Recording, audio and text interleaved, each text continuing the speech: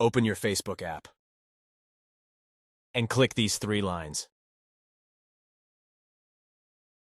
Click the Settings and Privacy and click Settings. Then choose See More in Account Center.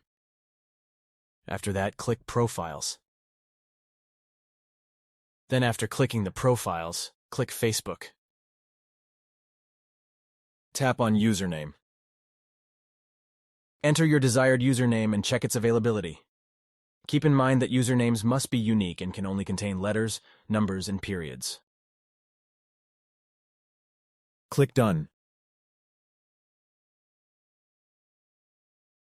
Finally, it's done.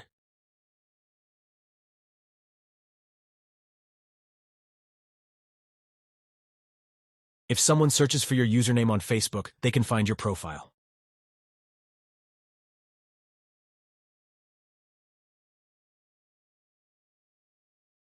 Changing your username on Facebook will also change your profile link. Your profile link will now reflect the new username you've chosen. This updated link will help others easily find and access your profile on the platform. Thanks for watching. If you found this video helpful, consider subscribing and hitting that notification bell. Stay connected for more valuable content. See you in the next video.